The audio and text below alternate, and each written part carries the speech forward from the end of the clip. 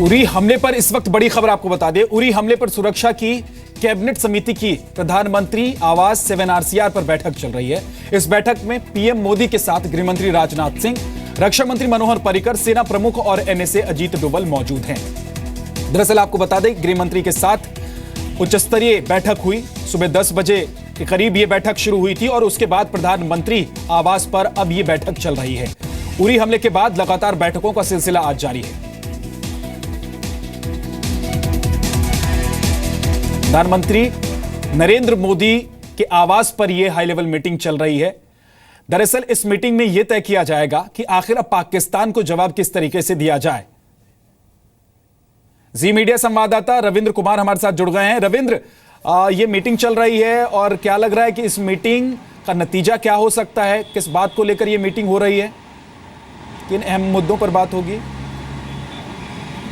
देखिए विद्या, कहीं ना कहीं प्रधानमंत्री पर या सरकार के ऊपर काफ़ी दबाव है। जिस तरह से आतंकी हमला हुआ है उसको लेकर, और जिस तरह से प्रधानमंत्री ने कहा है कि इनको बख्शा नहीं जाएगा, उसके बाद किस तरह कार्रवाई की जाए सरकार द्वारा, इसको लेकर गहन अध्ययन किया जा रहा है, गहन चर्चा की जा रही है। और अभी जो बैठक चल रही है, हाई लेवल मीटिंग चल रही है, उसमें सभी बड़े नेता इसमें मौजूद हैं। और जो हमें जानकारी मिल रही है, 4 स्ट्रेटेजी बनाने की कोशिश, 4 बिंदुओं पर बातचीत की जा रही है। क्या ऐसे हालात में जब पाकिस्तान भी एक न्यूक्लियर पावर है, क्या फुल फ्लेज अटैक किया जा सकता है? दूसरा ऑप्शन है कि क्या सर्जिकल अटैक किया जा सकता है? तीसरा जो ऑप्शन पर सबसे ज़्यादा विचार किए जाने की संभावना है उस पर है कि पाकिस्तान को आतंकवादी देश घोषित कराया जाए, उसे अलग थलग कराया जाए, पूरे विश्व में अलग थलग कराया जाए, या कम से कम साउथ ईस्ट एशिया में तो उसे अलग थलग कराया जाए। और चौथा विकल्प है कि पाकिस्तान खिलाफ सख्त से सख्त आर्थिक प्रतिबंध कैसे लगाया जाए, न सिर्फ भारत द्वारा बल्कि यूएनओ द्वारा और दूसरे देशों द्वारा। इन चारों विकल्पों पर बातचीत की जा रही है, चर्चा हो रही है।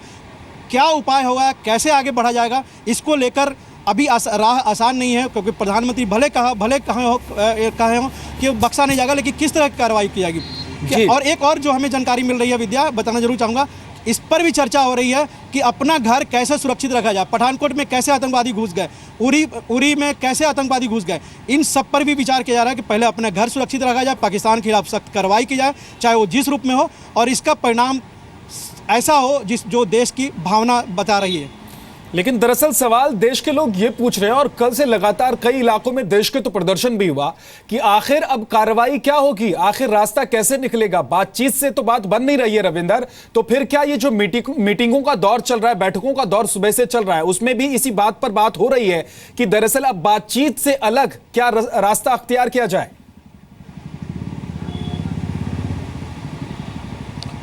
देखिए विद्या, 2 तरह से होता है। या तो एग्जीक्यूटिव का जो सर्वोच्च स्तर पर बैठा व्यक्ति डिसीजन ले ले कि हमें ये करना है, देश उसके साथ चलता है, या फिर दूसरा देश एक फैसला ले ले, उसके साथ एग्जीक्यूटिव को चलना पड़ता है। देश ये मान के चल रहा है, ये मांग कर रहा है कि पाकिस्तान के खिलाफ सख्त से सख्त कार्रवाई हो, लेकिन जो एग्जीक्यूटिव है जिसे डिसीजन लेना है वो अभी तय नहीं कर पाया है। अभी बयानबाजी भले हो रही है, बैठक जरूर चल रही है, लेकिन तय करना है, उन्हें तय करना है। 7 RCR में जो बैठे हैं, अभी बैठे हुए, इन्हीं लोगों को तय करना है कि पाकिस्तान के खिलाफ किस तरह कार्रवाई की जाए। क्योंकि फुल फ्लेज अटैक करने किरण रिजिजू ने आज अपने बयान में बड़ी बात हो गई है। न सिर्फ उन्होंने कहा है कि पाकिस्तान पर ज्यादा बात मत कीजिए। पाकिस्तान सबूत को लेकर जब उनसे सवाल किया गया कि पाकिस्तान एक बार फिर से सबूत की बात कर रहा है, तो उन्होंने कहा कि सबूत छोड़िए, पाकिस्तान के बारे में ज्यादा बात मत कीजिए।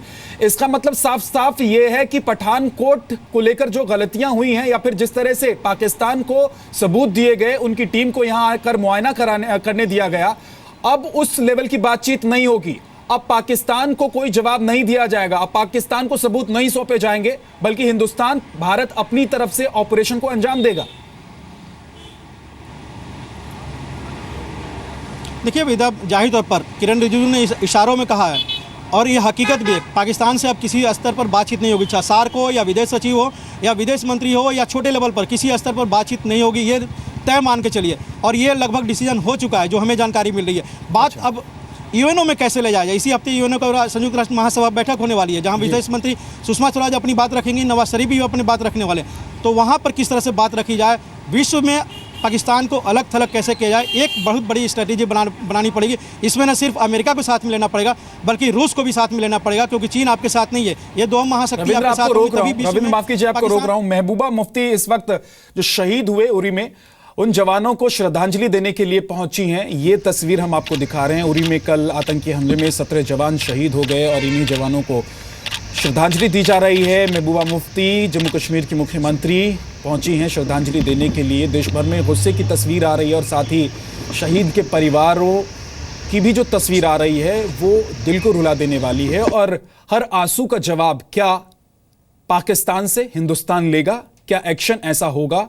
ऐसी अब तस्वीर दिखने वाली है पाकिस्तान के खिलाफ जो अब तक दिखी नहीं है। देश इस बात का जरूर इंतजार कर रहा है। सुबह से ही मीटिंगों का दौर चल रहा है, बैठकें हो रही हैं। पहले गृह मंत्री के साथ बैठक हुई और अब हाई लेवल की बैठक चल रही है 7 RCR में प्रधानमंत्री के आवास।